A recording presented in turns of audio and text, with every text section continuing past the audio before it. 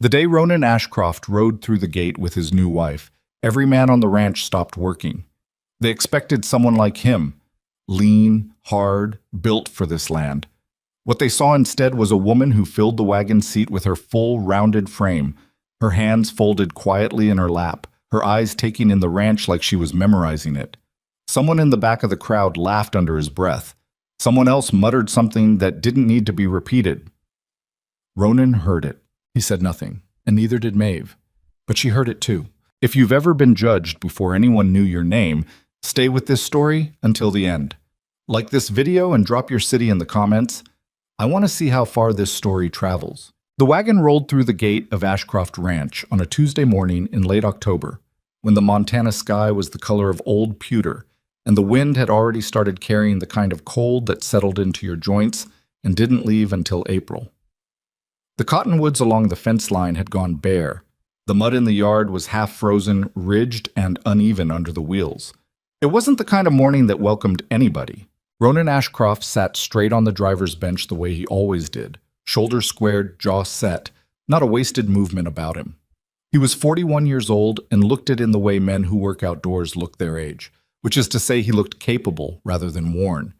There were lines at the corners of his eyes and a scar along his left forearm from a fence wire accident 11 years ago. His hair had gone mostly gray at the temples. He didn't talk much, and the men who worked for him had learned not to expect it. Sitting beside him was his wife, Maeve Holloway. Maeve Ashcroft now, though the name still felt new in her mouth, was 29 years old and built in the way that women in her family had always been built. Broad through the shoulders, full through the hips, soft where the world seemed to expect hardness. She wore a plain wool coat the color of dried moss, and her dark hair was pinned back simply, a few strands already loose from the wind. Her face was open and quiet. She wasn't looking at the men who had stopped to stare.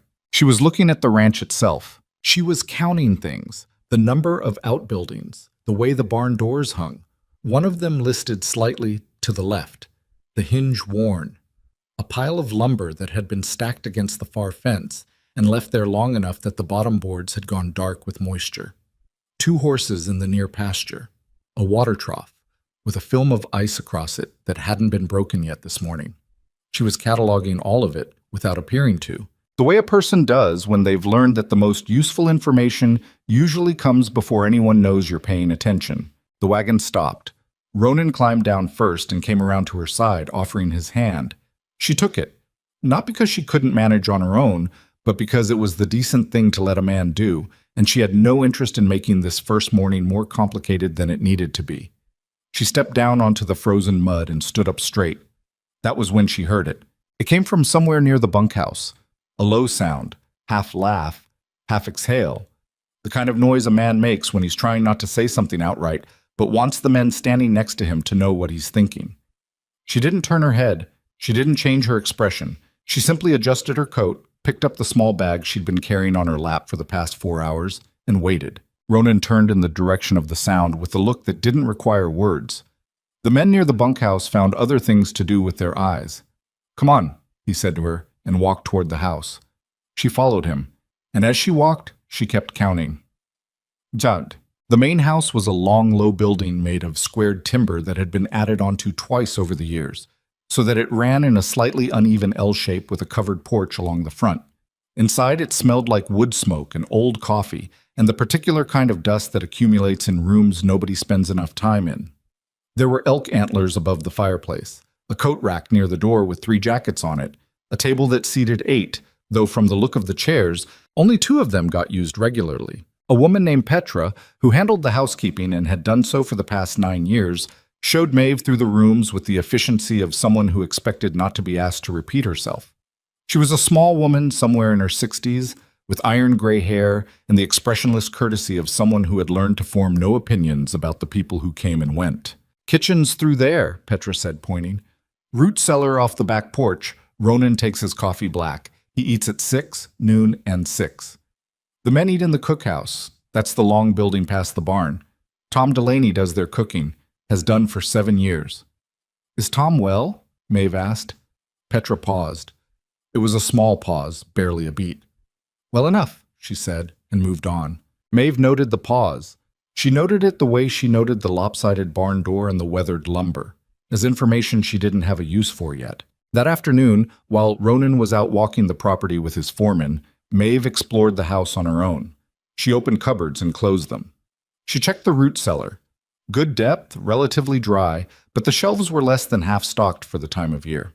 She looked at the kitchen, which was functional and clean, but organized in a way that made it clear whoever cooked here was working around obstacles rather than working well. Pots stored too far from the stove. Knives in a drawer instead of within reach. Dried herbs tied together in bundles and hung, which was right, but several of them had been there so long they'd faded from green to gray and had lost most of their potency. She stood at the kitchen window and looked out at the cookhouse. Through the small, high window of the cookhouse, she could just make out movement, a heavy-set man in a gray shirt moving slowly around the interior. Even from this distance, she could see that he was favoring his right side, turning his whole body instead of reaching. She thought about what Petra had said. Well enough. Dinner that first night was quiet, in the way of two people who didn't yet know the rhythm of being in the same room. Ronan ate steadily and without complaint. The food Petra had prepared was adequate. Salt pork, beans, cornbread that had gone slightly dry. Maeve ate what was in front of her and asked no questions about it. After dinner, Ronan poured himself a small amount of whiskey and sat with it by the fire. Maeve sat across from him with a cup of tea she'd made herself. "You don't have to worry about the men," he said finally, not looking at her, looking at the fire. "They'll settle." "I'm not worried," she said. He glanced at her then, trying to read whether that was bravado or truth. She held his gaze without flinching, and after a moment he looked back at the fire. "The ranch is profitable," he said. "Not rich, but solid. I keep my debts paid." "I can see that. I run it as fair as I know how." "I believe you." Another silence. The fire popped. Wind moved along the eaves. "I don't expect," he started, and then stopped, started again. "I know this isn't what most women would choose." Maeve wrapped both hands around her cup. The tea was chamomile, something she'd brought from her own traveling bag because she'd suspected the house wouldn't have it. "I didn't choose it because it was easy," she said. "I chose it because it was real." He didn't respond to that. But something in his posture changed, a very slight thing, the way a man shifts when he's heard something that's going to take him a while to think about. By the end of the first week, the shape of the problem was clear to her. The men who worked Ashcroft Ranch were 22 in number. They worked hard. She could see that from the condition of the pastures and the fences and the cattle, which were well managed and healthy. But something was off in the atmosphere of the place, a low-grade friction that she couldn't pin down at first. Men moved through the yard with their heads down. Conversations at the water trough were clipped and flat. There was no laughter. There was no ease. On Wednesday of her first week, she walked past the cookhouse at noon and stopped. The sound coming from inside wasn't the sound of a working kitchen. It was slow, punctuated by long pauses. And when the men began filing out with their plates, she could see in their faces the specific blankness of people eating something they've already accepted will not be good. She didn't go in that day, but she walked over into the bunkhouse after the noon meal, when she knew most of the hands would be back at work, and let herself through the door. The interior was orderly in the way that military environments are orderly, everything in its place out of necessity, not comfort. She looked at the cots, the boots under them, the jackets on their pegs. She looked at the small personal effects that men accumulate: a carved wooden box on one bunk, a book with a broken spine on another, a photograph tucked to the wall with a tin tack. It wasn't a miserable place, but it wasn't a place anyone came to for warmth. She spent a long time thinking about that. Well, the second week, Jed Carver caught her behind the barn. She was checking the condition of a kitchen garden that had clearly been abandoned 2 or 3 seasons ago. The beds were overgrown, but the soil looked salvageable, and she'd found 2 raised beds that had been bordered with good stone that hadn't shifted. She was crouching down to feel the dirt when she heard boots on the frozen ground and looked up. Jed Carver was 34 years old and had worked at Ashcroft Ranch for 6 years. He was one of the ranch's best hands, according to what she'd already gathered, and he knew it in the way that men who are good at something tend to know it, not always gracefully.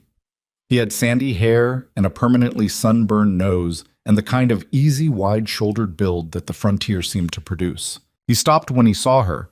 Then he said, "Mrs. Ashcroft," in a tone that was technically polite and practically nothing of the kind. "Jed," she said. She'd made a point of learning every man's name in the first 3 days. Some of them found it unsettling. He looked at what she was doing. The crouching, the dirt on the finger of her glove where she'd pressed it into the soil. His expression did the thing she'd already seen it do twice before. A quick flicker of something, disdain or confusion or both, gone before he let it settle. "Garden's been dead for years," he said. "Tried once before. Ground doesn't cooperate." "The ground is fine," she said. "Someone just stopped working it." He crossed his arms. "Hard enough keeping up with what needs doing around here without adding more projects." "I wasn't planning to ask any of you to do it," she said pleasantly. That seemed to confuse him. He'd come over expecting an argument, or perhaps expecting her to fumble, and she'd given him neither. He stood there a moment longer, then uncrossed his arms and walked away. She watched him go. Then she went back to examining the soil. That evening she heard the talk. She wasn't supposed to hear it. She'd stepped out onto the back porch to dump the tea from a pot that had gone cold, and the voices were coming from the far end of the porch, where two of the younger hands were sitting with their backs against the wall in the last 10 minutes of daylight, not aware anyone was behind the door. "Ronan's gone soft," the first one said. "That's what it is." "She'll be gone by spring," said the second, a young man named Clayton, who she'd pegged as the follower of the pair. "Too soft for this. You can see it. Too big for it, more like." Quiet laughter. "Surprised the wagon axle held." More laughter. Quieter now, the way things get quieter when they go from careless to deliberate. Maeve stood at the door with the cold teapot in her hand and said nothing. She didn't feel the need to go out and confront them. Confrontation in this context would give them more than they deserved. She had been told worse things by people who knew her better, and none of them had been right about her either. She went back inside. She set the teapot on the counter and stood at the window looking at nothing for a moment. Then she pulled out the worn notebook she'd been keeping since she arrived and wrote down 3 things: the garden soil, the cookhouse window, Tom Delaney's right shoulder. On Thursday of her second week, she found Tom. He was out behind the cookhouse in the thin afternoon sun, sitting on an overturned crate, not doing anything in particular. He was 50-something, heavy through the middle, with a full gray beard and the look of a man who'd once been very physically capable and was now quietly negotiating with a body that wasn't cooperating the way it used to. He held his right arm slightly away from his body when he sat, the way a person does when the shoulder doesn't rest comfortably anymore. "Mr. Delaney," she said. He looked up. His eyes were wary, not hostile, just careful. "Mrs. Ashcroft." She didn't ask if she could join him. She just sat on the corner of the next crate over, close enough to talk, far enough not to crowd him. "How long has it been bothering you?" she asked. He looked at his arm. He hadn't been expecting that. "Few months." "Can you lift it above here?" She indicated the level of her own shoulder. "Not without it?" "No." He shook his head. "Dropped a feed bucket 3 weeks back. Couldn't hold it." "Rotator cuff," she said. "Probably. My uncle had the same thing, 2 years before he admitted to it, and by that point he'd made it worse." Tom was quiet. "I'm not telling Ronan," she said. "That's not why I'm asking." He looked at her then, really looked, not with the look the others had given her, the once-over, the assessment, the quiet dismissal. He looked at her the way someone looks when they're deciding whether a thing is safe. "Then why?" "Because you're feeding 22 men on a bad shoulder and nobody seems to have noticed except you." He rubbed the back of his neck with his good hand. "I manage." "I know you do," she said. "That's what I said. You manage." He was quiet a long time. "I can help," she said. "Not take over, just help. The breakfast prep especially, that's the worst of it, I'd guess. The heavy lifting in the morning cold." "Men don't want the boss's wife in their cookhouse," he said. "No," she agreed. "Probably not." She stood, brushing the dust from her coat. "But they want to eat." She left him on his crate. She didn't push it. Some things you only offered once. Friday morning, she was at the cookhouse door at 4:30. She knocked. When Tom opened it, he didn't say anything for a moment, just looked at her. Then he stepped back and let her in. The interior was warm from the stove already going. the smell of old grease and wood smoke. Tom moved carefully, the way he did when he was managing the pain of the shoulder and trying not to show how much he was managing. She didn't call attention to it. She just moved into the space beside him and started with the things that required 2 hands and weight. Biscuits first. She knew the size of the batch they needed. She'd done the math on the number of men. The flour bin was half empty, she noted. She made the biscuits with quick, practiced hands, the kind of hands that had made the same motion thousands of times before, and Tom watched her without comment, and when she reached for the lard, he was already handing it to her. "My mother had a diner," she said, not making a conversation of it, just offering it as information. "Outside of Abilene. I could biscuit before I could read." Tom laughed. It was a short, surprise sound, like a laugh that had been stored up for a while and came out before he could think about whether to let it. She found the cast iron, heavy in her hands, comfortable. She found the spices, not many, but enough, and the dried sage and the salt and a piece of back fat she could render down. Tom moved around her without being asked, filling the space she left, handing her things before she had to look for them. They developed the wordless efficiency of 2 people who had both spent significant portions of their lives in kitchens. When the first biscuits came out of the oven, Tom broke one open with his good hand and looked at the steam rising from it. "Been a while since those came out right," he said. "What have you been using for fat?" "Running low on lard, substituting beef drippings." That's why. She was already making mental notes for the supply list. Beef drippings work for some things, not biscuits. He grunted in agreement. They went on working. The men came to breakfast at 6 the way they always did, in small groups, moving without particular enthusiasm, the cold still on them from the walk across the yard. The first man through the door was Jed Carver, because Jed was always first, and he stopped in the doorway when the smell hit him and looked around the room with a faintly puzzled expression. Then he saw Maeve at the far end of the cookhouse, wiping down the counter she'd used. His expression moved through several things quickly. Surprise, then the familiar flicker of something harder. Then, when he looked at the table and saw the biscuits, something he didn't entirely manage to close off in time. He sat down. He didn't say anything. The man behind him was young. Couldn't have been more than 20, with a reddish beard he was clearly still proud of. He sat down, pulled a biscuit apart, and made a sound that he seemed to realize too late was audible. Someone else laughed.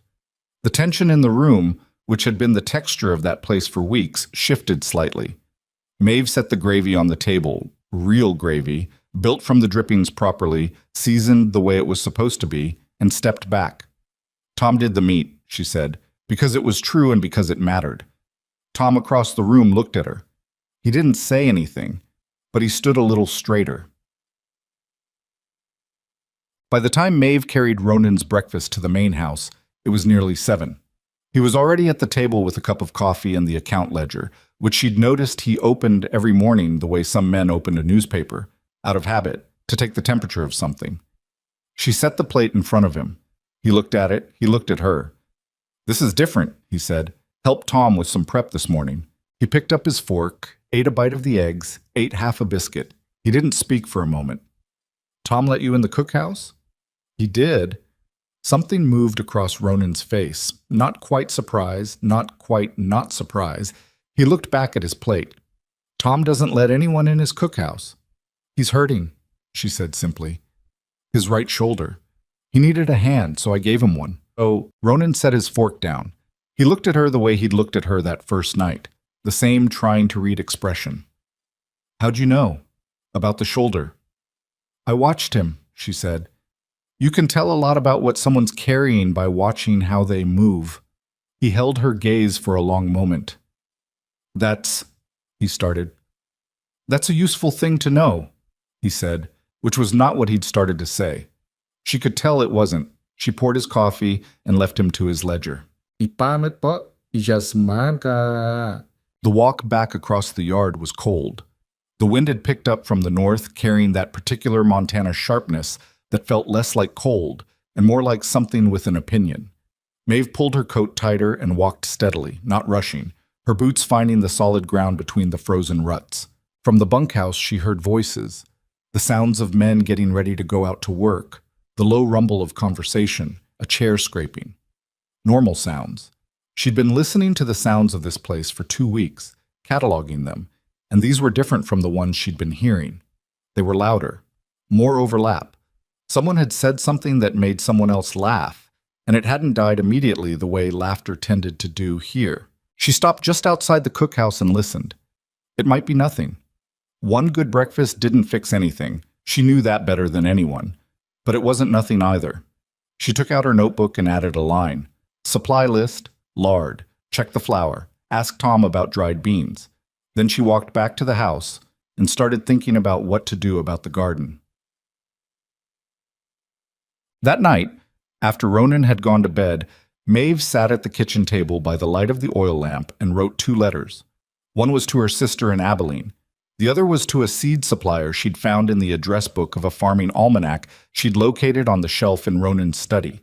An almanac from 4 years ago, which told her that someone had once thought about the garden and then stopped thinking about it. She wasn't a woman who rushed at things. She'd learned that tendency from her mother, who had run a diner on a shoestring and a backbone for 22 years and had never done anything rashly. Her mother had always said, look at a problem from every side before you touch it. Once you touch it, it knows you're there. Maeve understood that she was a problem herself to these men, to this place, not because she'd done anything wrong, but simply because she existed here in a form they hadn't expected. She understood that the way to stop being a problem was not to fight it and not to shrink from it, but to keep doing useful things until useful was what they associated her with. It was slow. It would take longer than she had patience for, some days. She sealed the letters, set them by the door for the next post, and blew out the lamp. Outside, the Montana cold pressed against the windows. The cottonwoods knocked against each other in the wind. Maeve Ashcroft lay down in the dark in a house that wasn't hers yet, in a life that was still learning the shape of her, and she stared at the ceiling and thought about soil composition and lard quantities and the precise temperature at which gravy broke if you weren't watching it, and eventually she slept. The letters went out on a Saturday morning, tucked into the saddlebag of a rider heading toward Billings, and Maeve didn't think about them again. Thinking about letters after they were sent was a waste of energy, and she had learned a long time ago to spend her energy only on things she could still affect. What she could affect was the cookhouse. Tom hadn't said anything formal about the arrangement. Neither had she. It had simply continued, the way practical things continue when they're working. Monday morning, she was at the door at 4:30, and he let her in. Tuesday, the same. By Wednesday, it had stopped being notable, which is the point at which most useful things become permanent. The difference in the men showed up in small ways at first. Jed Carver still didn't look directly at her when she was in the cookhouse, but he'd stopped positioning himself with his back to the room when she was present, which was its own kind of progress. The young one with the reddish beard, whose name was Caleb, she'd confirmed, had taken to arriving 5 minutes earlier than the others, which she suspected had less to do with enthusiasm for work and more to do with wanting first pick of the biscuits. One morning she doubled the batch and didn't say why. Caleb got first pick and still had competition. She didn't comment on it. She just added more flour to her supply list and kept moving. Tom's shoulder was getting some rest, which helped. He wasn't cured. She doubted it would cure without a proper doctor and significant time off, neither of which was on the immediate horizon. But the morning prep had been the worst of it, the heavy lifting in the cold when the joint was stiffest, and now she handled that part while he managed the things he could manage. It had become a kind of choreography. He knew what she'd reach for before she reached. And she'd started to understand his kitchen in the way you understand a kitchen that has its own logic. Not necessarily the logic you'd have chosen, but workable once you knew where the seams were. You never asked how I take my coffee, he said one morning, setting a cup next to her without her having to turn around. You take it with 1 spoon of sugar and no milk, she said. You've been making it that way every morning since I've been here. He sat down on his stool.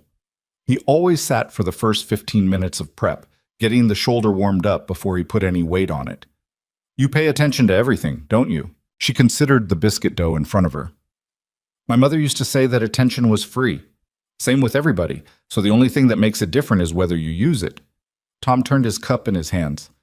Smart woman. She was, Maeve said. Tough, too.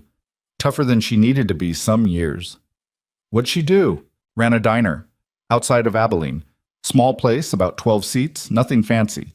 She ran it for 22 years and never closed a single day except when my father died. Opened back up the next morning. She paused. I used to think that was cold of her. Later, I understood she just didn't know any other way to hold herself together. Tom was quiet for a moment. Sounds familiar, he said, and he wasn't talking about her mother. She let it rest there. Some things didn't need to be expanded on. The trouble came on a Thursday, 16 days into her arrangement with Tom, and it came the way trouble usually came on working ranches. Not dramatically, but with the particular weight of something that had been building quietly for a while. Tom didn't show up at 4:30. She waited 10 minutes, then let herself in. The stove was cold. He hadn't been in yet. She got it going herself and started on what she could start, which was most of it, but she kept glancing at the door. By 5:15, she was genuinely worried, and by 5:30, when Petra appeared in the doorway with her coat on over her nightgown, she knew. He's sick, Petra said. Her voice was flat, but there was something underneath it. Since yesterday evening, his chest. Maeve pulled the first tray of biscuits and handed the spatula to Petra without asking if she knew how to use it. Don't let them burn. I'll be back. She crossed the yard at a near run, which was an unusual thing for her. She was not generally a person who ran. Tom's quarters were at the end of the bunkhouse, a small room separated from the main dormitory by a thin wall and a curtain. She knocked and went in. He was in his cot, upright because lying flat made it worse. His face was gray and damp. His breathing had a sound to it that she didn't like. Not crackling, not the very worst, but labored in a way that went beyond a cold. How long? She said. Since supper. His voice was rough. Came on fast. Your chest or your lungs? Both. He tried to wave it off. I'll be right by morning. You won't. She put her hand briefly to his forehead. Warm, not burning. You need rest. Real rest, not one night. She looked around the room. There was a pitcher of water on the stand and a tin cup. She poured him a cup. Drink that. I'll have Petra bring you broth later. The men. I'll handle the men, she said. He looked at her. In his eyes there was something that was partly relief and partly the complicated pride of a man who'd been doing a thing alone for a long time and didn't know how to let someone carry it without feeling like he'd failed at something. She understood that feeling. She didn't make him talk about it.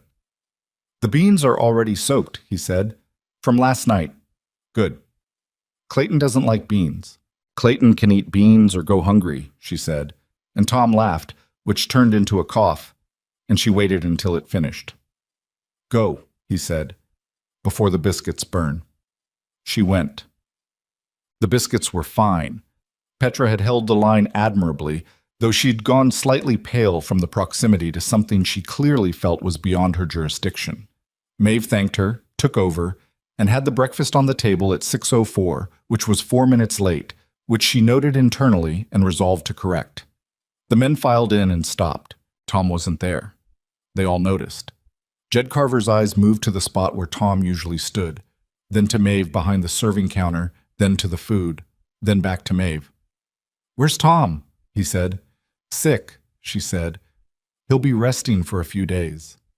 A murmur moved through the group. It wasn't hostile. It was the sound of men adjusting to new information and not being sure how they felt about it. Then who? One of them started. I did, she said simply. Biscuits are on the table. Gravy's hot. Go sit down. They sat. It wasn't graceful. There was a moment of hesitation that might have tipped into something else if someone had pushed it. But Jed sat first, and when Jed sat, the others followed, because that was the way it worked in a place like this. She served them the same way Tom always served them. Efficiently, without fuss, plate by plate down the table. When she got to Jed, she set his plate in front of him the same as anyone else's, and he picked up his fork and began to eat. And that was the end of that particular moment. After they filed out, she stood in the empty cookhouse and exhaled slowly. Her feet hurt. She'd been on them since 4:15. She had approximately 45 minutes before she needed to start thinking about the noon meal. She sat on Tom's stool and drank the cup of coffee she'd set aside for herself, and it was lukewarm, and she didn't care. She ran the cookhouse alone for 3 days, not effortlessly. That would be the wrong word. The first day she ran short on salt pork at supper and had to improvise with dried beef and onions, which worked well enough but wasn't what she'd planned. The second day, she burned the bottom of the first batch of cornbread because she'd miscalculated the stove's hot spots, which Tom would have known about from 7 years of cooking on it. She cut away the bottoms and served it anyway, and nobody said anything, though she noticed, and it bothered her more than it probably should have. The third day, she found her rhythm. She woke before 4 without needing to think about it. She knew the stove now, knew which side ran hot and which needed more draft. She knew the biscuit timing down to the minute.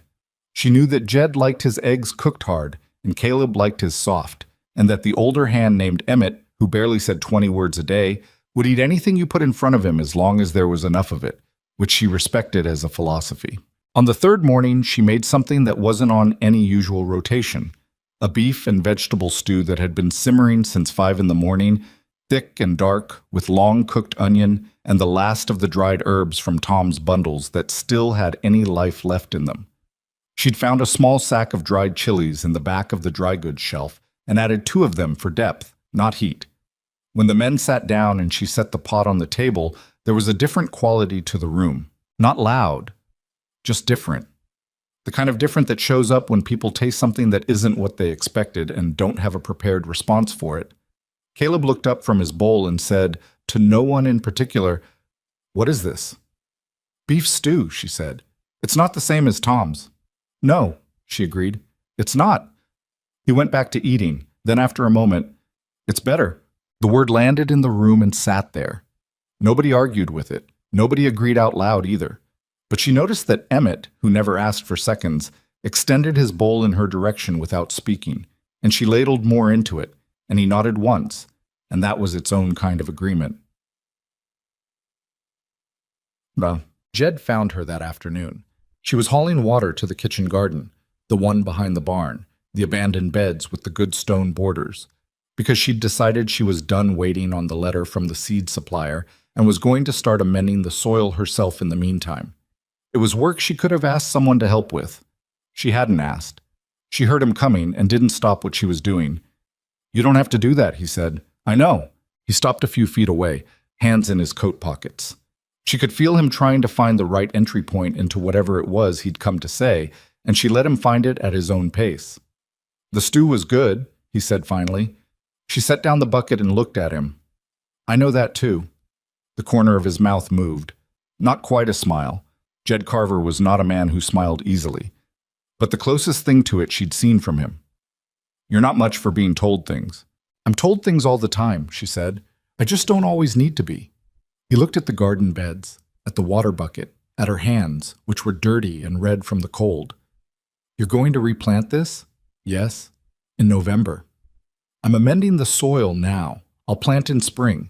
Some things can go in late winter. Root vegetables, certain greens." She picked up the bucket again. "But the soil has to be ready first. That takes time." Jed was quiet for a moment. She could tell he was doing something he didn't usually do, which was reconsidering. It showed in a particular stillness that men got when they were working against their first instinct. "I said something," he said, "a couple weeks back, on the porch, about the wagon." She continued watering the first bed. "I know what I said," he said. "It was—" He stopped. "It wasn't right." "No," she said. "It wasn't. I'm not—" Another stop. He looked off across the yard. "I'm not good at this." "At what?" "Saying I was wrong about something." She looked at him then, properly, the way she'd looked at Tom when she was deciding whether he was safe. Jed Carver was not a mean man. She'd watched him for long enough to know that. He was a man who defaulted to certain assumptions the way most people defaulted to assumptions, without examining them, and he was now in the uncomfortable position of having one of those assumptions taken apart in front of him over the course of 3 weeks. That was genuinely hard. She didn't need to make it harder. "I noticed," she said, "that you're not good at it." He looked at her sharply. "But you're doing it anyway," she said. "So." Another pause. Then he picked up the second water bucket she'd set down near the fence and without a word carried it to the far bed and poured it. He handed the empty bucket back to her. "Tom's asking when you're bringing the broth," he said. His words were more colorful than that. "Tell him it'll be when I'm done here," she said. Jed nodded once, turned, and walked back across the yard. She watched him go and thought that she didn't fully trust the shift yet. One apology didn't make a man different, and she'd lived long enough to know the difference between someone who'd changed and someone who'd had an uncomfortable few days. But it was something. She picked up both buckets and went back for more water. Oh, Tom was on his feet by the fourth day, against her recommendation and more or less his own judgment, but she'd expected that and didn't fight it. She told him what she'd run low on and what she'd substituted and what she'd changed, and he listened to all of it without comment. And when she mentioned the stew, he said, "The chilies were mine, you know. I bought those 2 years ago." "You never used them," she said. "I was saving them." "For what?" He thought about it. "I don't know," he said. "Something important." "They were important," she said. He picked up his spatula and turned it in his good hand. "Fair enough," he said. She didn't stay in the cookhouse that morning. Tom was back, and he needed to reclaim his space in the way that people need to reclaim things that are theirs after someone else has been handling them carefully. She understood that. She left him to it and walked back to the main house. "What?" Ronan was waiting on the porch when she crossed the yard, which was unusual. He generally didn't wait for things. He stood with his coffee cup in both hands, watching her come, and when she reached the porch steps, he said, 3 days. "Tom needed rest," she said. "I know. I'm not criticizing it." He looked at her, that steady, assessing look she'd come to expect from him. "I'm just saying, 3 days, 22 men, no complaints." He paused. "That's not nothing. The biscuits weren't as good on the second day," she said. "I burned the bottoms." He blinked. "Nobody told me that." "Nobody was going to tell you that." She climbed the porch steps. "They were hungry. They ate them." "Maeve." He said her name the way you say a name when the next thing you're going to say is harder than what you've been saying. "I heard about you and Jed." She held the door handle. "Jed and I had a conversation." "He apologized to you." "He did." Ronan looked at his coffee cup. The skin around his eyes tightened slightly in a way she'd started to recognize. It was the expression he got when he was feeling something he didn't have ready language for. "He's never apologized for anything in the 6 years I've known him," he said. "Not to me. Not to anyone I've seen." She considered that. Maybe he never had a reason to before. Ronan looked at her for a long moment. The cold moved between them. Somewhere across the yard, 2 horses called to each other in the way horses did. In the morning, a restless, seeking sound. "You're not what I expected," he said. It came out lower than his normal voice, and she thought it surprised him slightly, that he'd said it at all, that much. "What did you expect?" she asked, genuinely curious. He thought about it the way he thought about everything, which was carefully and without rushing. "Someone who needed more time," he said. She pulled open the door. "Everyone needs time," she said. "Some people use it better than others." She went inside, and he stayed on the porch a while longer, and she didn't look back to see when he came in. Ikib. The letter from the seed supplier arrived on a Saturday at the end of that same week, tucked in with the general post that came out from Billings. She opened it at the kitchen table while Ronan ate his noon meal across from her, and she read it twice without expression and then set it down. "Good news?" he said. "They have everything I need. They'll hold it through winter for spring delivery if I put down a deposit." She looked at him. "It's not a large deposit for the garden." He looked at her steadily. "The abandoned one behind the barn." "I've been amending the soil. The beds are good. The stone borders are intact." She laid the letter on the table between them so he could see it if he wanted to. "I think we can grow enough to cover a good portion of what we're spending on dry goods through the summer and fall. Not all of it, but a meaningful amount." Oh, he didn't reach for the letter. He just looked at her. "You've been planning this since the first week," he said. It wasn't accusatory. It was the tone of someone doing the math on something and arriving at the right number. "Since the 3rd day," she said. He picked up his fork, ate a bite, set it down. "How much is the deposit?" She told him. He reached across the table, picked up the letter, read it, folded it back, and handed it to her. "Send it," he said. She took the letter and stood up. "I'll need some of the men to help with the heavier work in spring," she said. "Not much. A few hours a week. I'll tell them." She nodded and took the letter to the writing desk. Behind her, she heard him say quietly, more to himself than to her, "The garden's been empty since Margaret died. 8 years. She stopped. She didn't turn around. She hadn't known about Margaret, hadn't known the name, hadn't known the 8 years. She understood now why the almanac was 4 years old, and why the lumber against the fence had gone dark, and why the raised beds had good stone borders, carefully laid. "I'll take good care of it," she said. She heard him pick up his fork again. "I know," he said. She wrote the letter to the seed supplier and sealed it and added it to the outgoing post, and she didn't let herself think too much about what it meant to tend something that had been someone else's before it was hers. There would be time for that kind of thinking later, in the winter evenings when the work slowed down and the nights grew long. For now there was the deposit to send, and a supply list to revise, and the soil in those beds that still had more work ahead of it before it would be ready. She put on her coat and went back outside. Winter came down on Ashcroft Ranch the way it always did in Montana. Not gradually, not with any particular warning, but as a fact. One morning the temperature dropped 20 degrees before sunrise and didn't come back up. The mud froze solid. The water troughs iced over twice a day. The horses grew their winter coats and stood close together in the pasture, their breath coming out in long white plumes that disappeared into air so cold and clear it made the distances look smaller than they were. Maeve had been on this ranch for 6 weeks by then, and the rhythm of the place had started to settle around her the way rhythms do when you stop fighting them and start working with them instead. She was in the cookhouse every morning at 4:30. Tom had stopped pretending this was a temporary arrangement and had quietly shifted his routine to accommodate it, arriving closer to 5 and letting her handle the cold weather prep that his shoulder couldn't manage in the stiff morning air. In exchange, she'd stopped reorganizing his shelves, which she'd discovered annoyed him in a way he'd never actually stated, but which showed up in the way he went silent and methodical whenever he found something in a different place. It was a reasonable trade. The mornings had a pace to them now. Fire up the stove, water on, biscuits first because they took the longest. Tom would come in and take over the meat while she worked the gravy, and by 5:45 the cookhouse smelled like a place where people were expected and fed, which sounds like a small thing and is actually not a small thing at all. Caleb had started showing up at 5:30 on some mornings, ostensibly to check whether there was firewood needed for the stove.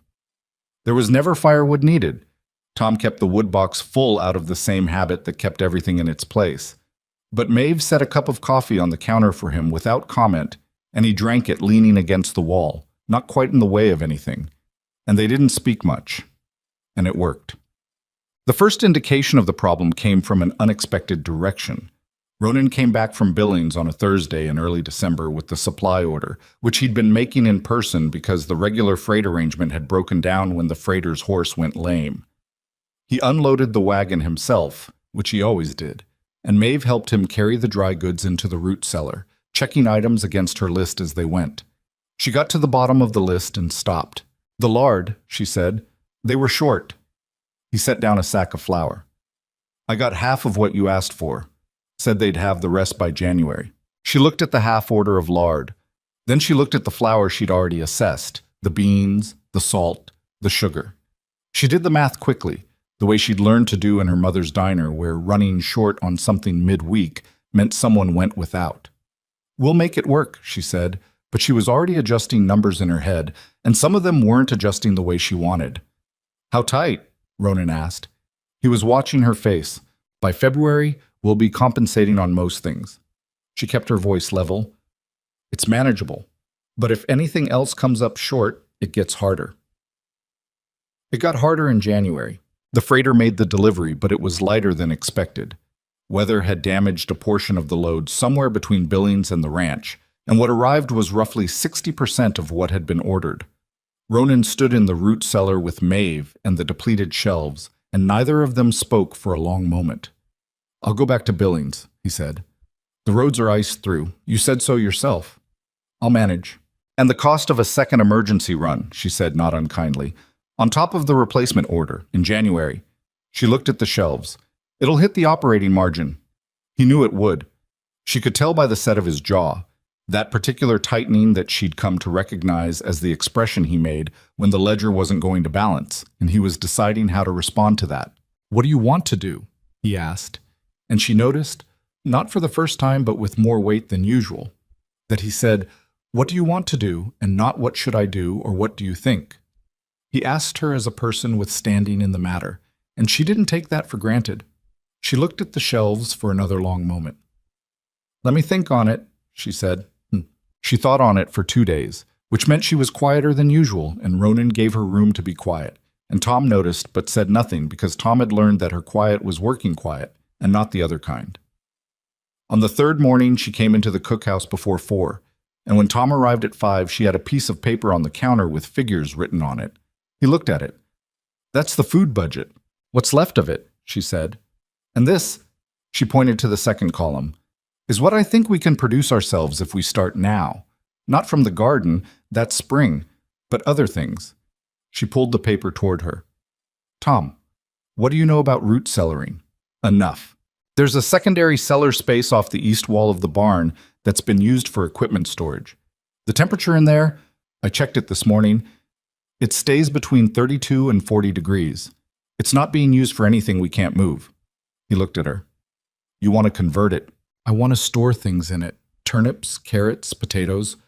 I put the order in with the seed supplier, but he can supply root vegetables for storage too, not just seed. I've been looking at what we're spending on provisions, and a good portion of it is things we could be producing ourselves with some coordination."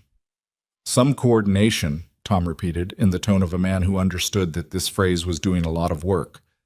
"I need to talk to Ronan about the men," she said. "But yes, some." He turned the paper around and looked at the numbers again. "This is ambitious for winter." "Most of it is spring work," she said, "but the planning is now, and the root vegetable order can happen now. And I need someone to clean out and insulate that east cellar space, which is now work." "Who are you going to ask?" She looked at him. "Not me," he said immediately.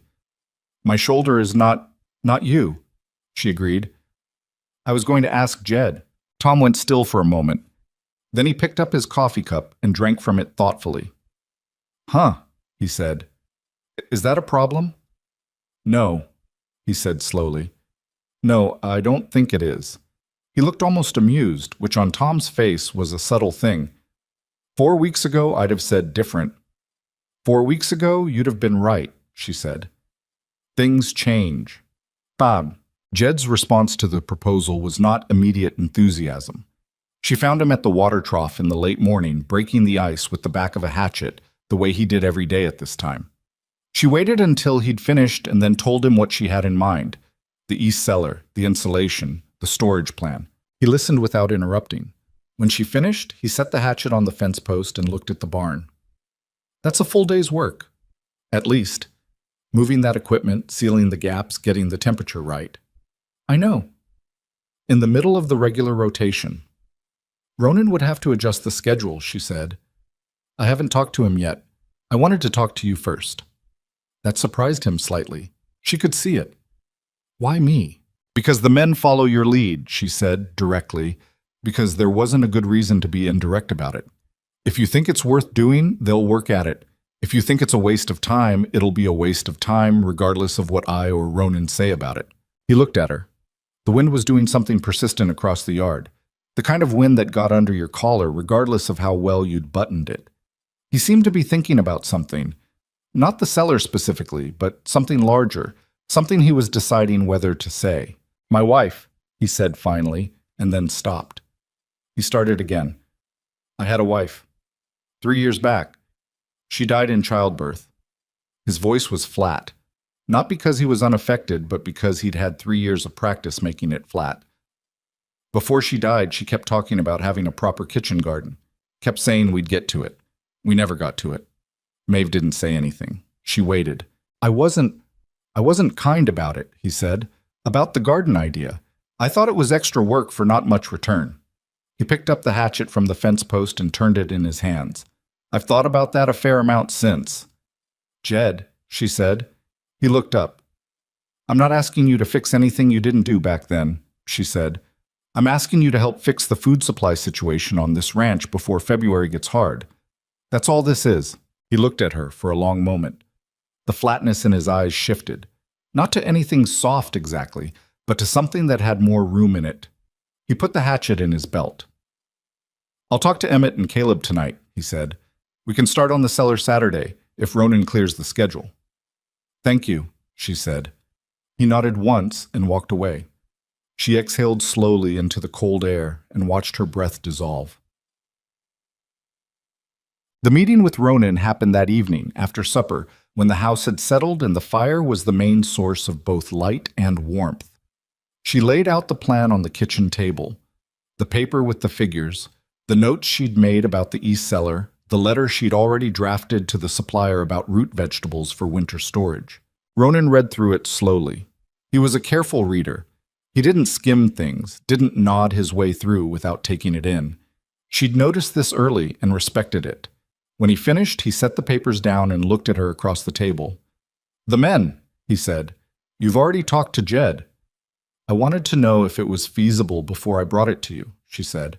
"I wasn't going over your head. I needed to know if the practical piece was possible." "I know you weren't going over my head." He said it without edge. "If you'd been going over my head, you wouldn't be telling me you talked to Jed first." He looked at the papers again. "What does he think?" "He'll do it. Saturday." Ronan leaned back in his chair. The fire behind him threw his shadow long across the floor. "The garden in spring," he said. "The root vegetable storage now. This is bigger than the original plan." The original plan was before the supply shortage. She kept her hands flat on the table. "I'm not trying to complicate things. I'm looking at what we have and what we need and trying to close the gap between them." "I know what you're doing." His voice was quiet. "I'm not questioning it." He paused. It's been a long time since someone was looking at this place that way, thinking about what it needs." She understood, without needing to say it, that he meant since Margaret. She didn't say it. She let it sit in the air between them, the way certain truths sit, acknowledged without being named. "I need you to trust me on this," she said. "The cost of the root vegetable order is not small. And I'm asking the men to give up a Saturday. I know both of those things are yours to decide." "They are," he said. He looked at her. "But I've been watching you for 6 weeks, Maeve. I watched you walk into a cookhouse that wasn't yours and feed 22 men without making it a production. I watched you fix a problem with Tom that had been sitting there for months that I hadn't solved. I watched Jed Carver apologize to someone for the first time in 6 years. He spread his hands on the table. I think I can trust you with a root vegetable order." She looked at him steadily. "That might be more than I've earned." "Maybe," he said, "but it's where I am." She nodded once. "Then I'll write to the supplier tonight."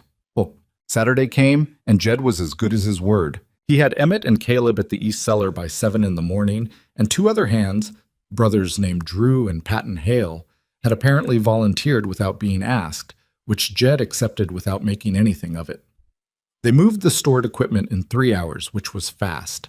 The equipment was the accumulated consequence of years of never throwing anything away on the theory that it might be useful, and most of it hadn't been useful in some time. But Jed sorted through it with the efficient ruthlessness of someone who'd been waiting for an excuse to deal with it. Maeve was in and out of the cellar space throughout the morning, measuring, checking the temperature at different points in the room, looking at the existing shelving and deciding what would need to be reinforced.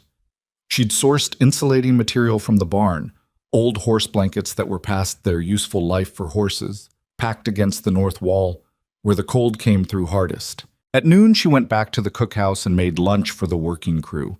Not the regular meal rotation, but a separate pot of something that could be served quickly and eaten standing.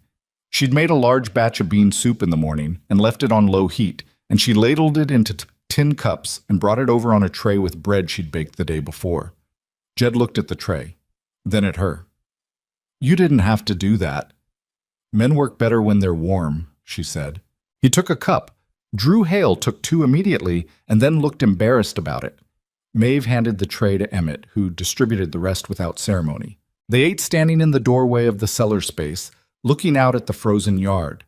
The cold was specific and mean in that flat Montana way, but the soup was hot and the bread was dense and good, and for a few minutes nobody said much of anything, and that particular silence had a different quality from the silences she'd heard on her first days here. "It's coming together," Caleb said, nodding at the cellar. "Better than I thought it would." "It'll hold temperature," Emmett said, which was the longest single sentence she'd heard from him. Drew Hale said through a mouthful of bread, "My family used to do something like this back in Nebraska. Root cellar kept us fed all winter. Where in Nebraska? Maeve asked. Outside of Kearney. My mother put up enough food every fall to see 8 people through to March. He shook his head. I haven't thought about that in years. Jed glanced at Maeve, and she looked back at him, and there was a moment, brief, uncomplicated, just a moment of shared understanding that something had shifted in the composition of the afternoon without anyone having planned it. Let's finish the shelving before dark, Jed said, and they went back inside. The root vegetables arrived by freight 3 weeks later, in mid-January, packed in straw and in better condition than she'd hoped.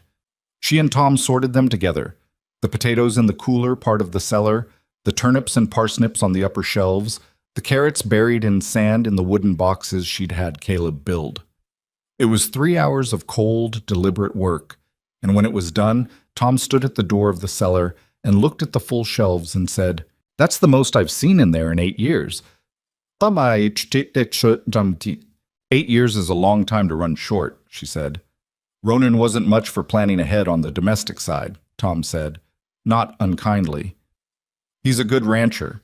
The cattle are healthy and the land is well managed, but the house and the feed and the men, that side of things drifted. She closed the cellar door against the cold. It's drifting back, she said. What? The problem she hadn't anticipated arrived in February, and it arrived in the form of a man named Gerald Purvis. Purvis owned a small ranch to the south, smaller than Ashcroft by half, and struggling in the way of operations that had been poorly capitalized from the start and never quite caught up. He arrived on a Thursday afternoon on a horse that needed reshowing, and his stated reason for coming was to speak with Ronan about a boundary fence that had shifted in the autumn. The boundary fence conversation took 20 minutes. The second conversation, which happened at the kitchen table with Maeve's coffee in front of him, lasted considerably longer, and it was the second conversation that mattered. Purvis was in his 50s, lean and sun-weathered, with a gray mustache he kept touching, and he had the particular restlessness of a man sitting still when he was worried about something. He and Ronan had talked about the fence, and then about the winter, and then, with the meandering approach of men who take a long time to reach the actual subject, about food. Purvis's cookhouse situation was, it emerged, significantly worse than Ashcroft's had been. His cook had left in November and hadn't been replaced. The men were managing on their own, which meant they were managing badly, and 2 of his hands had already talked about leaving when spring came. A man will put up with a lot, Purvis said, turning his coffee cup. Cold, hard work, poor pay, but he won't put up with bad food forever. It wears something down. Ronan glanced at Maeve. She was at the counter, not inserting herself, but present.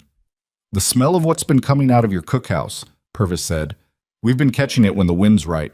My men keep asking about it. He looked slightly embarrassed. I'm not trying to poach your cook. I know Tom Delaney's been here for years. He has, Ronan said. Purvis turned his cup again. I'm just wondering if you had any advice on getting the situation under control.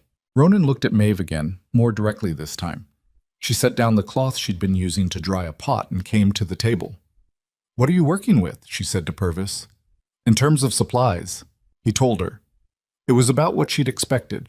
Undersupplied, poorly organized, relying entirely on dry goods with no preservation strategy and no kitchen garden. She asked him 3 more questions and listened to the answers. Purvis watched her with the slightly disoriented expression of a man who'd come to talk to Ronan and found himself in a different kind of conversation than he'd planned. The first thing, she said, is the bread. If the men have decent bread, everything else feels better. It's not about the quality of the provisions. It's about what you do with them. She looked at Ronan. Could we spare some of the starter culture? You have a starter culture? Purvis said. I started it in December, she said. It takes time to develop, but if you have someone on your ranch who can manage it. My youngest hand, Purvis said slowly, grew up in a household that baked. He might. Ronan was quiet, watching both of them. The bread is a start, Maeve said. Beyond that, you'd need a preservation strategy before next fall, which means planning now. She looked at Purvis steadily. I can write down what we've been doing here. It's not complicated. It's just organized. Purvis stared at her for a moment. You're saying you'd help. I'm saying I can write something down, she said. What you do with it is your business. Purvis sat back in his chair.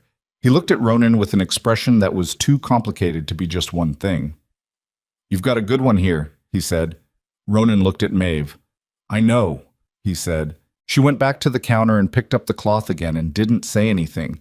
And she was glad that her back was to the room for a moment, because she hadn't been prepared for the way Ronan had said, "I know," not dismissively, not perfunctorily, with the particular certainty of someone who had thought about it and arrived somewhere.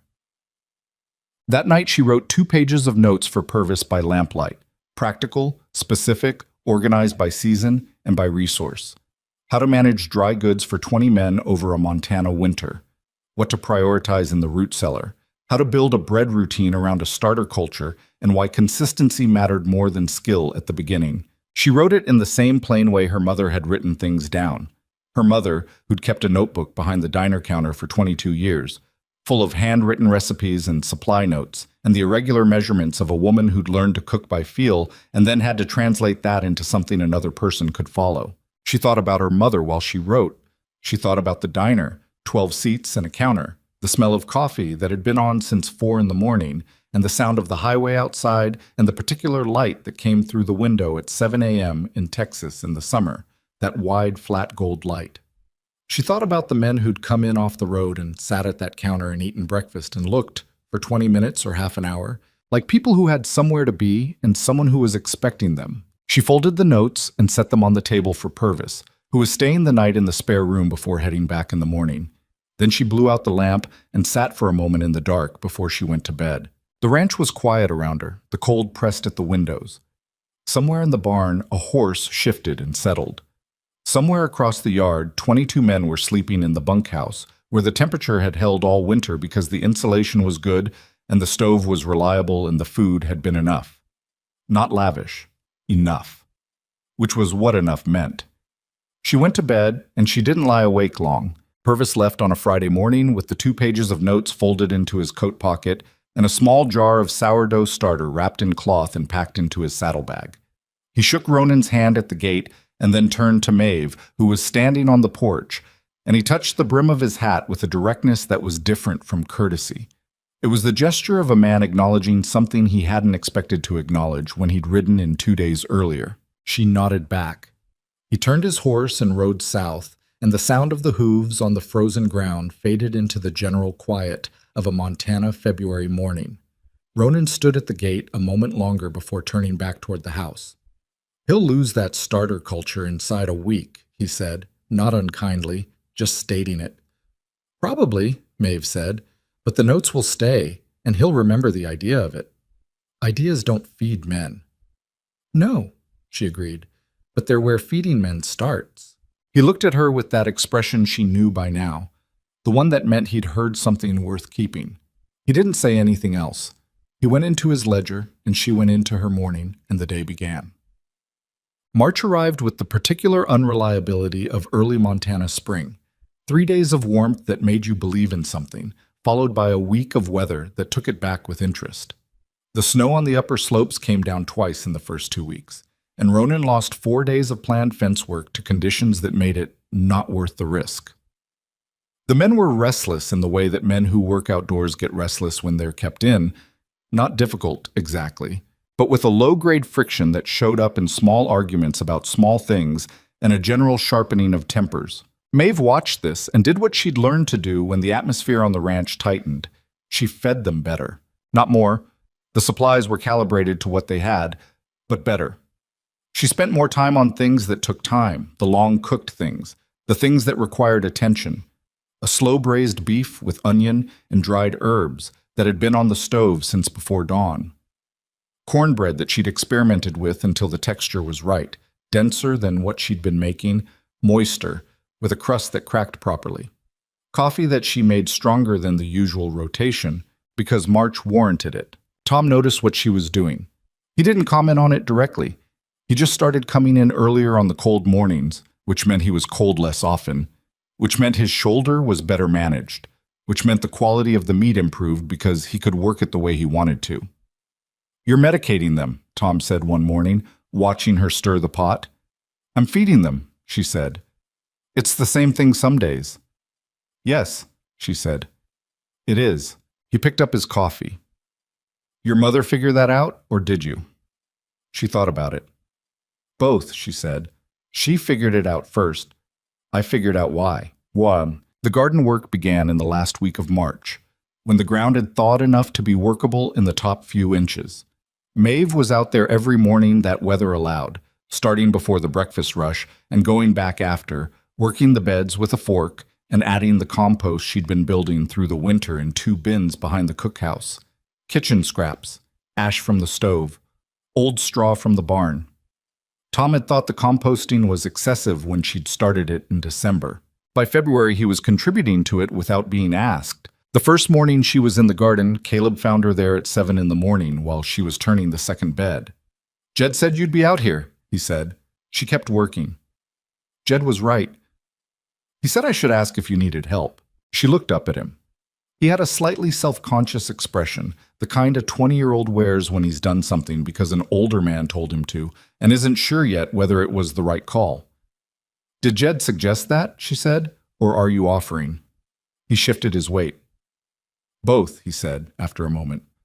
There's a second fork against the barn wall, she said. The bed along the north edge is the hardest. The ground there stayed frozen longest. He got the fork and came back and started on the north bed without any further conversation, which she appreciated. They worked in the early morning quiet, the sound of forks in half-thawed soil, the occasional scrape of a rock. After about 20 minutes, Caleb said, "This is harder than I thought it would be." "Soil work is always harder than it looks," she said. "What goes in here first? Peas along that south-facing wall. They can go in early. They don't mind cold. Then lettuce in the next bed. The root vegetables wait until May." "You've got it all mapped out," he said. It wasn't critical, just an observation. "I've been thinking about it since October," she said. He looked at her. "October? You'd just gotten here." "I know." She turned the section of soil. "The third day I was here, I looked at these beds and started thinking about what they could grow, gave me something to work toward." Caleb was quiet for a moment. He drove the fork into the ground. "My mother used to do that," he said. "Plan things ahead. Used to drive my father crazy because he'd say, 'Why are you thinking about next year when this year isn't done?' And she'd say, 'Because next year's coming whether you think about it or not.'" Maeve smiled without looking up. "She sounds like a practical woman." "She was," he said. Past tense. He didn't explain it further, and she didn't ask. They worked until it was time for her to go start breakfast, and when she left he kept going, which she hadn't expected, but didn't question. By April, Jed had organized the garden work into a rotation. She hadn't asked him to. She'd come out one morning to find a handwritten schedule tacked to the barn wall near the garden tools. 3 names per morning slot, rotating through the week, with a note at the bottom in Jed's blunt handwriting, "Check with Maeve first. She knows what needs doing." She stood in front of that note for a long moment. Then she went and found Jed at the water trough. He was always at the water trough. It was practically his post. And she said, "The schedule." He glanced up. "Too many slots?" "No, it's right." She paused. "You didn't have to do that." "Men were showing up anyway," he said, straightforward about it.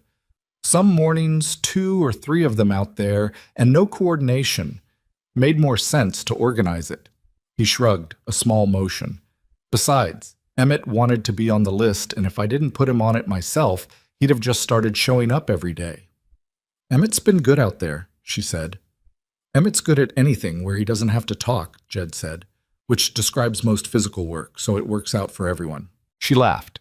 It was a genuine laugh, short and surprised, and Jed looked briefly pleased with himself in the way that people look when they've made someone laugh and weren't sure they'd manage it. "The schedule's good," she said. "Thank you." He nodded and went back to breaking ice. She noticed he'd started on the second trough before she'd even left, which meant he'd already done the first one, getting to it earlier these days, she'd noticed, without fanfare or explanation, just doing it earlier.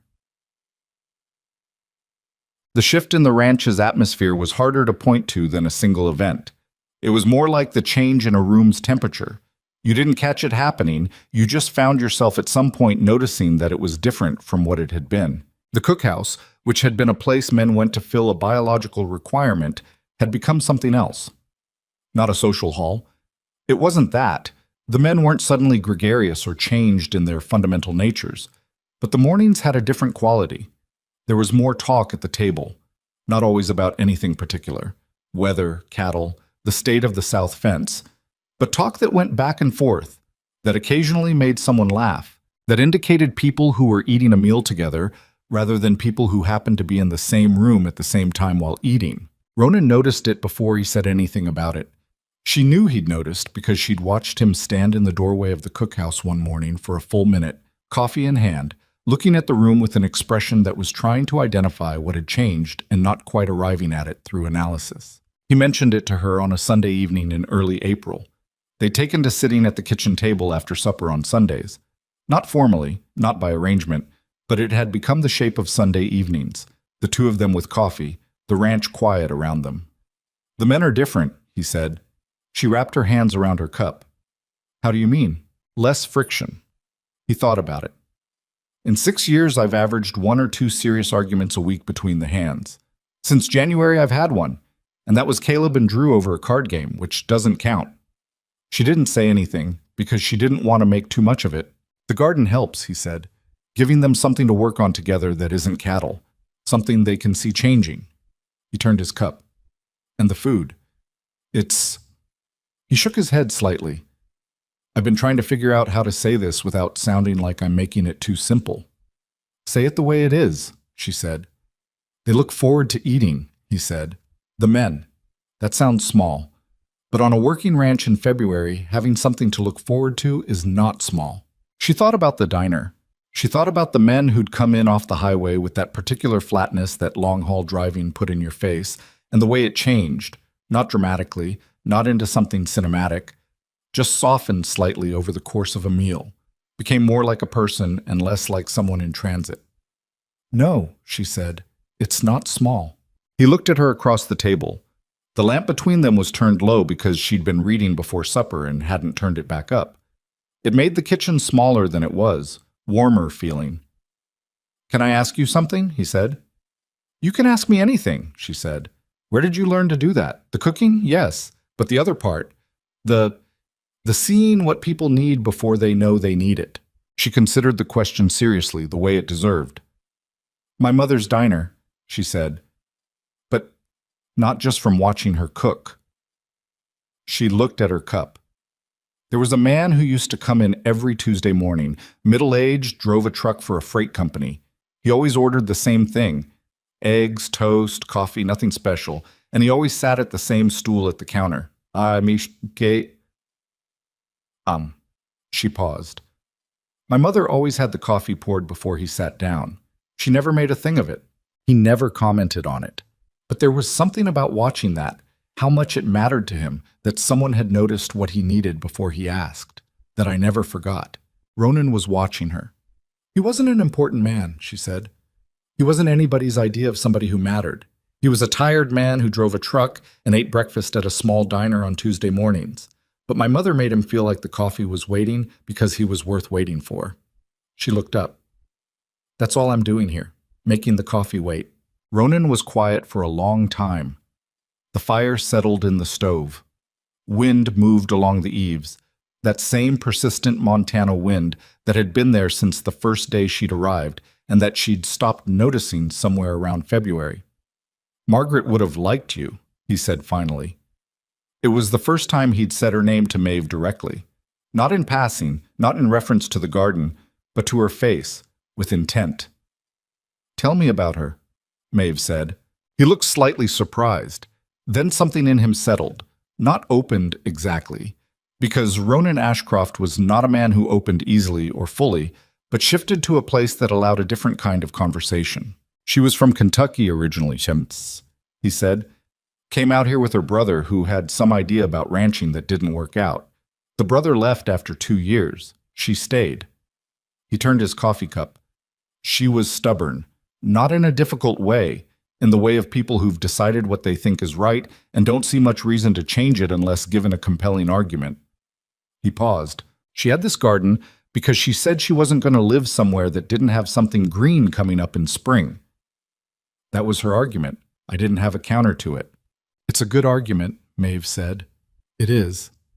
He looked at his cup. She died in the winter. Fever came on fast.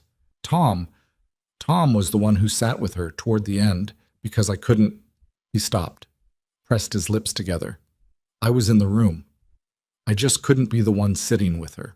Tom knew that and did it anyway, without making me feel ashamed of it. Maeve understood now, in a different way, what Tom's presence on the ranch meant to Ronan.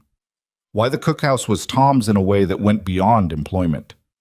After she died, Ronan said, I put everything into the cattle and the land. The parts of the ranch that needed work in a way I knew how to address. The other parts, he made a small gesture that encompassed the house, the cookhouse, the garden, the invisible infrastructure of daily life. I let them drift. You didn't let them drift, she said. You just didn't have anyone to tend them. He looked at her. Is that a different thing?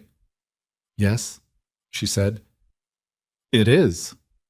He was quiet for a moment. Then, I didn't marry you thinking it would turn out like this. Like what? She asked carefully. He seemed to consider how to say it. Like this was a place someone was invested in, he said. Like the men would be the way they are now. Like I'd be sitting at this table on a Sunday night feeling like the ranch was, like it was running the way it was supposed to run. All of it. What did you think it would turn out like? She asked. I thought you'd manage, he said honestly. I thought we'd find a workable arrangement. I thought the men would eventually stop being difficult, and you'd eventually stop noticing when they were. He shook his head slightly. I didn't think you'd... He stopped. Didn't think I'd... what? He looked at her directly, and there was something in that look that was without the usual careful management. Something more direct and less guarded than his normal expression. Fix it, he said. I didn't think anyone could fix it. I thought this was just what the ranch was. She held his gaze. I didn't fix anything, she said. The ranch was already good. You just lost the things that make good places feel that way to the people in them. He sat with that. Outside, a horse called once and went quiet. The first real harvest from the garden came in June. Not large. It was the first year and she hadn't expected large. But real. Enough to matter. Lettuces and peas came first, then the radishes, then in July the early carrots, and the first of the beans. She brought the first basket of peas into the cookhouse and set it on Tom's counter, and he looked at it for a long moment without speaking. From the garden, she said unnecessarily. I know where peas come from, he said. He picked one up and pressed it between his fingers, feeling the firmness of it. These are good.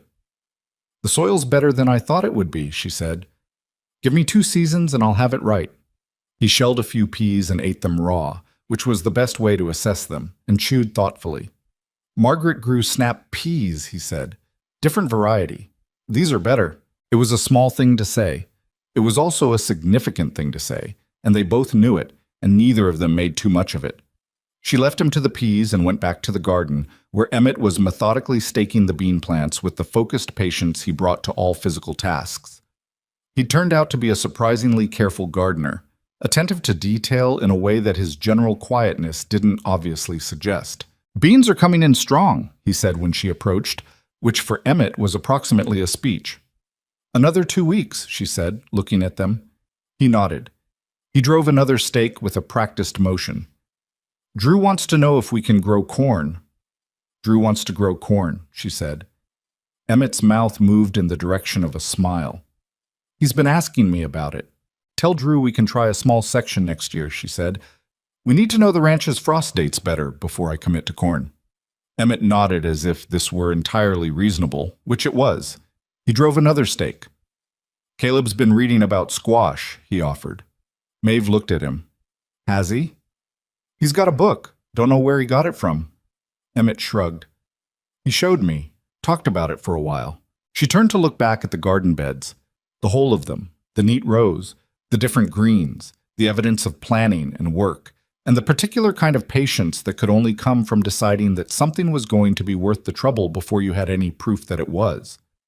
2 of her hands had been in here every morning since the rotation started. Tom was invested in the peas. Emmett was staking beans without being asked.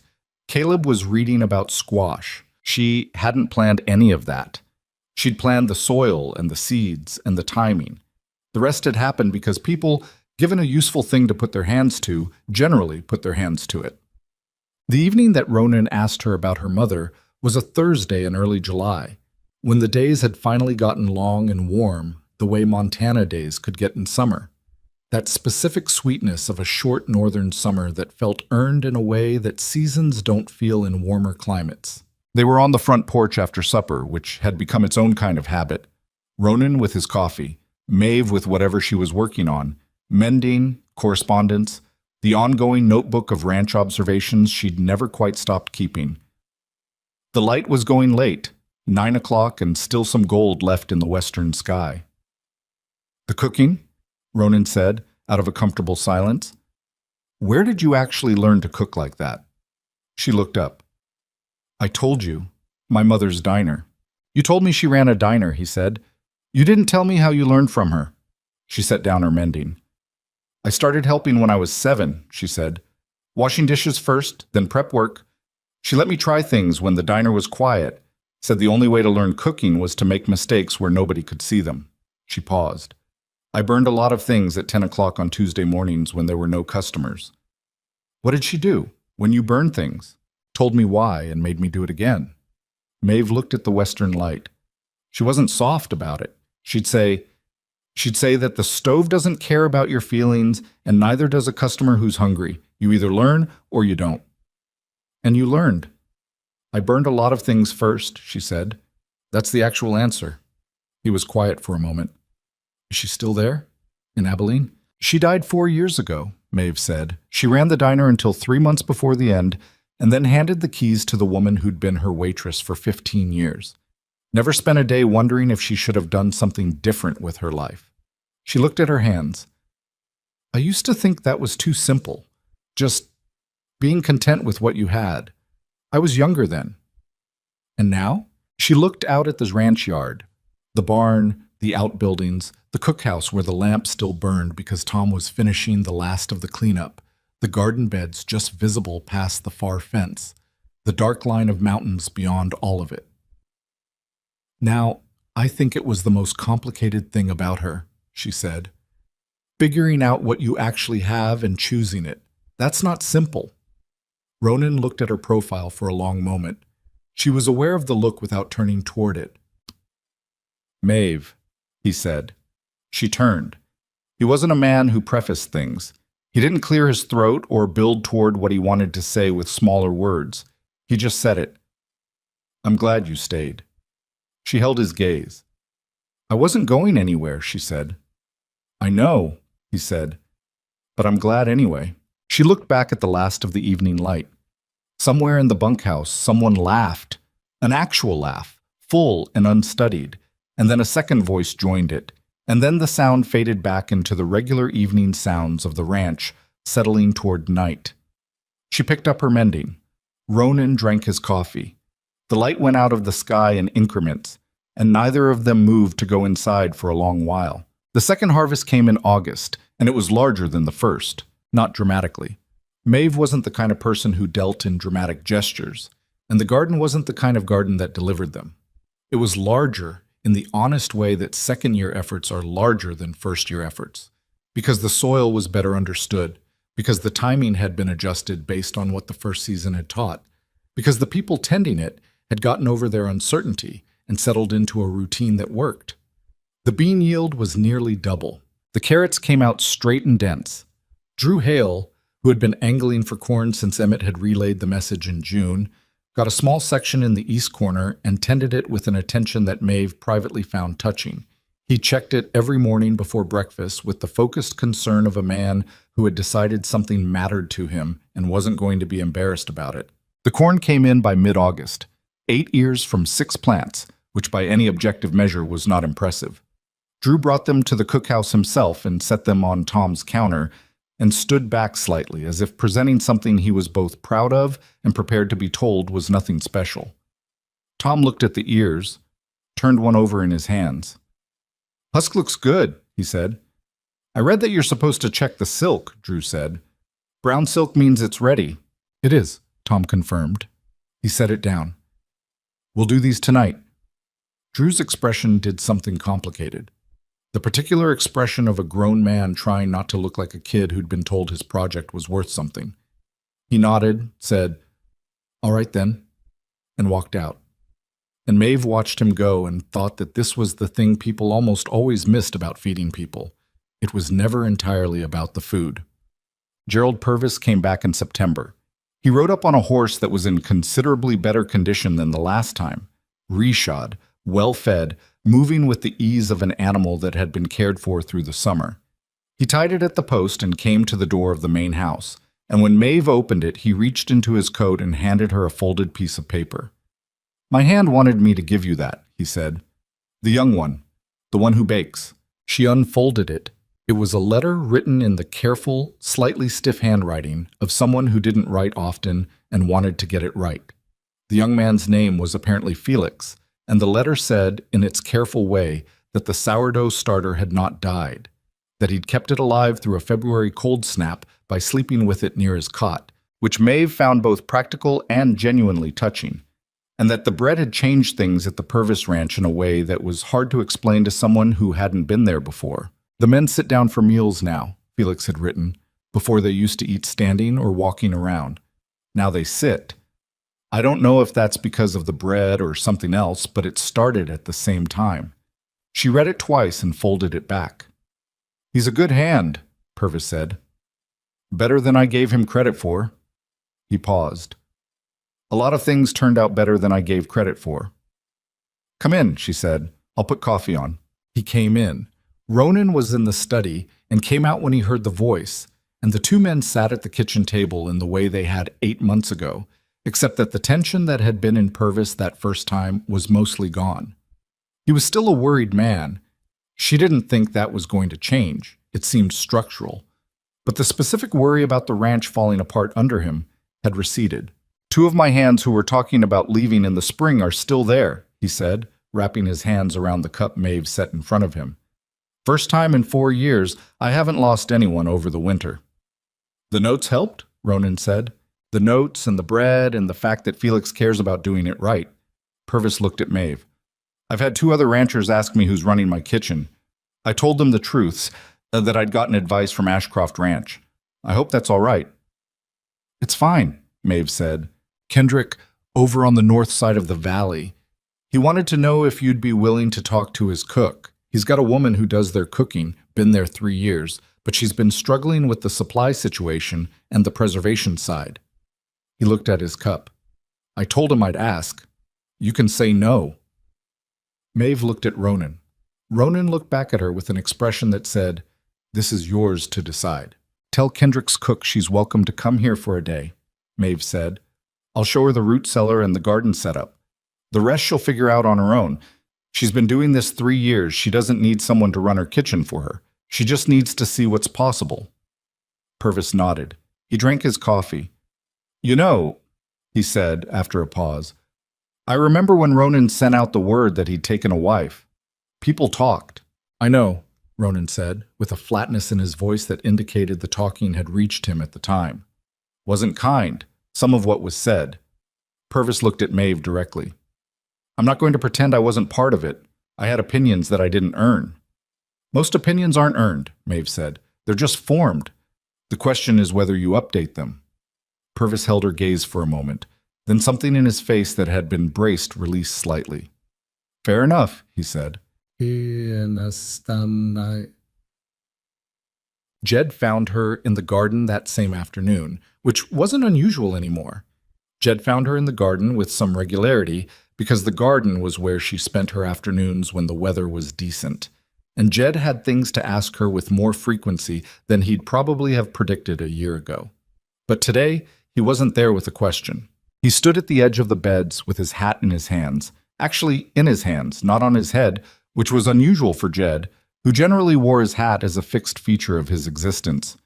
And he looked like a man who had been working up to something and was about to do it whether or not he felt ready. "I wanted to say something," he said. She kept her hands in the soil, pulling the last of the summer weeds from between the carrot rows. "All right. When you got here," he said, I was unkind. Not just once. It was a pattern, a way of looking at you that I'm not proud of. Jed, you already... I apologized once, he said. I know, but I said sorry for one thing, and I mean it for more than one thing, and I think they're different. He turned his hat in his hands. My wife wanted a garden. I thought it was extra work. I thought her ideas about how to do things were smaller than the real work of the ranch. I thought her way of paying attention to people was a soft thing. He stopped. And then she died, and I spent 3 years being wrong about it without having anywhere to put it. Maeve sat back on her heels and looked at him. You're not her, he said quickly. I'm not saying that. I'm saying that watching you work this year made me understand what I didn't understand then.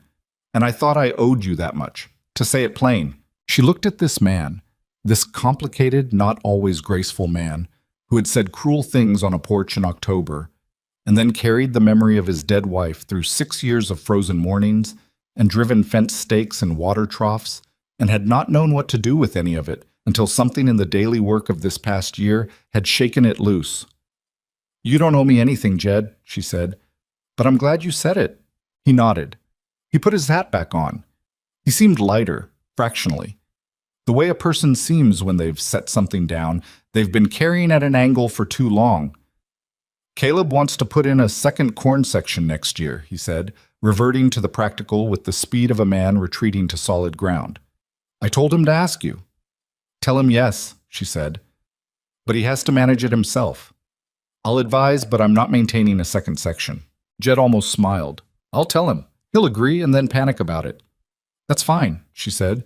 That's how you learn. He walked away across the yard, and she watched him go.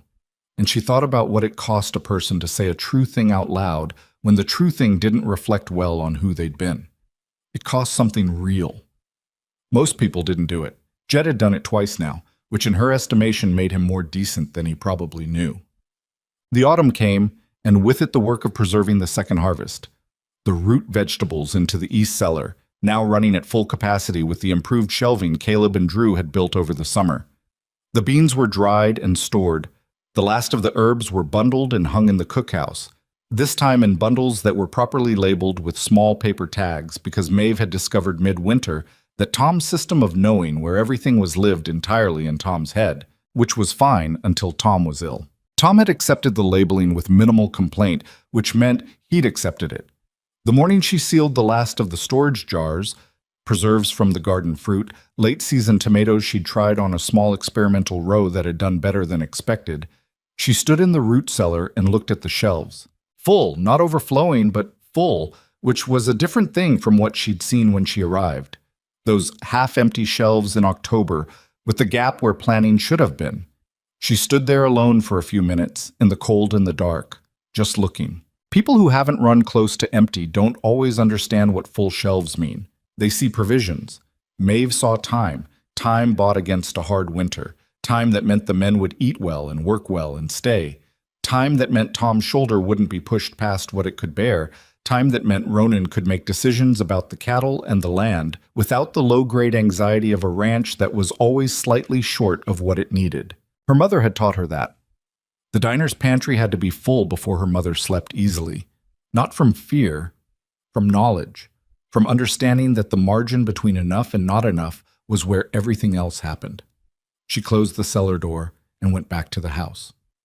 Ronan was at the kitchen table with the ledger when she came in, which was where he always was in the late afternoon, and she set the kettle on without being asked and sat across from him while it heated. He was adding a column, and he finished it before he looked up.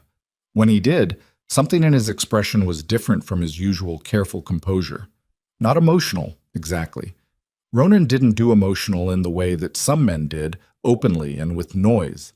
But there was something present in his face that was more than his neutral baseline. The operating costs for the year, he said. Provisions. She waited. 17% less than last year. He set his pencil down. On a year when we had a supply shortage in January. The garden offset a good portion of the dry goods, she said. I know what the garden did, he said. I've been watching it all year. I know what it did. He looked at her across the table. That's not why I'm saying it. Then why are you saying it?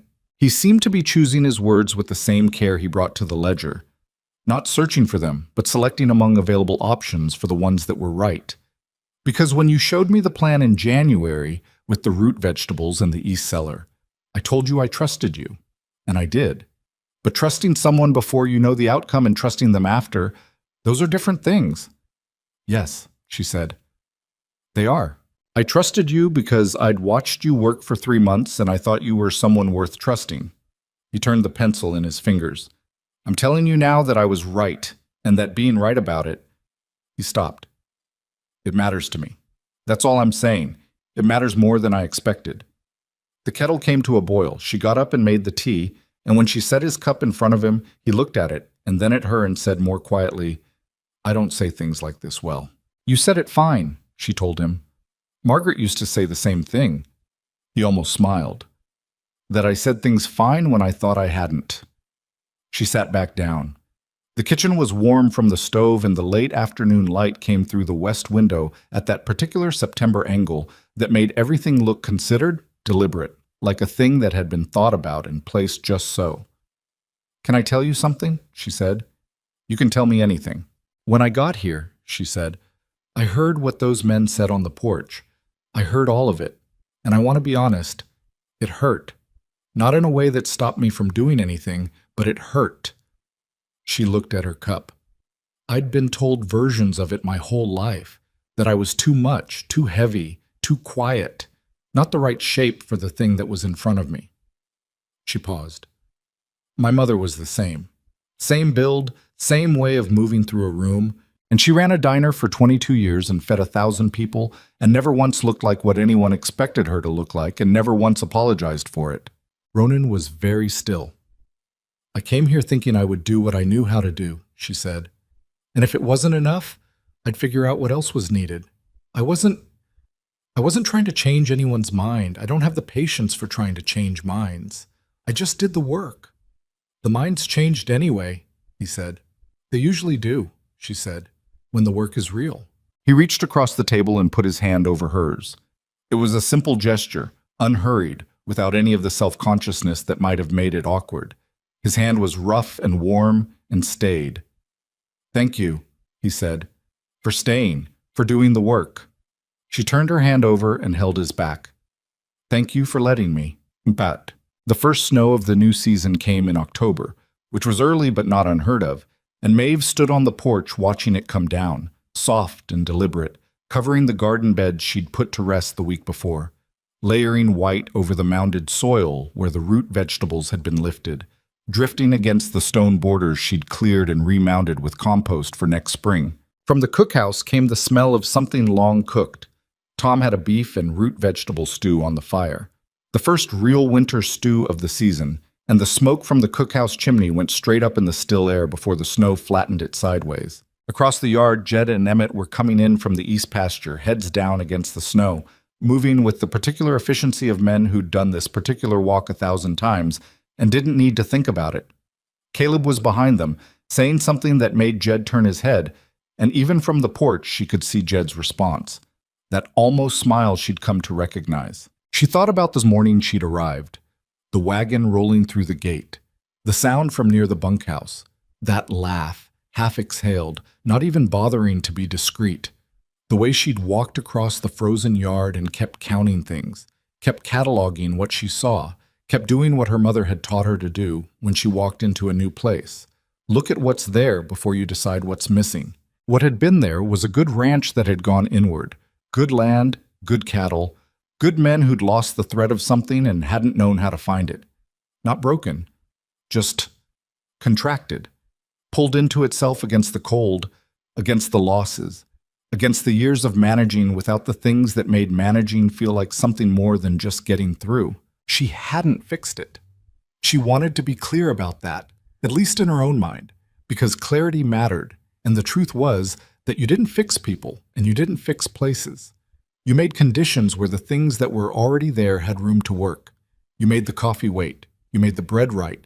You put your hands in the soil and you planned for the season after the one you were in. And sometimes, not always, but sometimes, the people around you saw that someone was invested in the place they were living, and it reminded them that they could be too. The door opened behind her and Ronan came out with 2 cups of coffee.